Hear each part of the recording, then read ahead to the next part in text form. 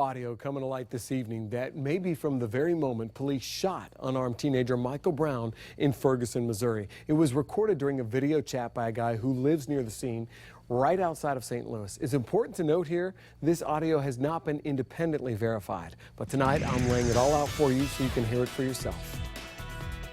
Listen closely. You are pretty. You're so fine. Just going over some of your videos. How could I forget? This audio, first obtained by CNN, allegedly the gunshots fired during the shooting death of 18-year-old Michael Brown. A lawyer for a Ferguson resident says her client recorded this audio while video chatting with a friend when the unarmed teenager was shot by Ferguson police. His lawyer says he was questioned by the FBI about the audio. Listen again as you hear a series of gunshots fired, then a brief pause, followed by another round of shots. You are pretty. You're so fine. Just going over some of your videos. How could I forget? It's not just the number of gunshots, it's how they're fired. And that has a huge relevance on how this case might finally end up.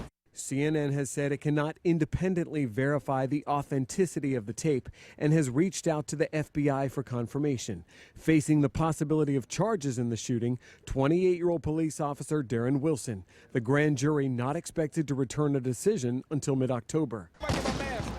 Heavy police presence, protests, and even some violence on the streets of Ferguson thrust the small community just outside St. Louis into the national spotlight. Today is for peace. Peace and quiet. But yesterday, things were much more quiet and somber inside the Friendly Temple Missionary Baptist Church, where Michael Brown was laid to rest. Standing before her son's photos and his casket, his mother, Leslie McSpadden, grieving, wiping away tears. Among the thousands gathered inside were friends and family, and many who came to pay their respects to the slain teen, having never known Big Mike personally.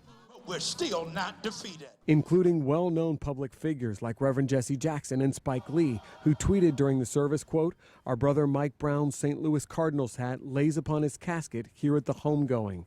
On this day, protesters stayed silent, but mourners were reminded of the need for change. Michael Brown's blood is crying from the ground, crying for vengeance, crying for justice.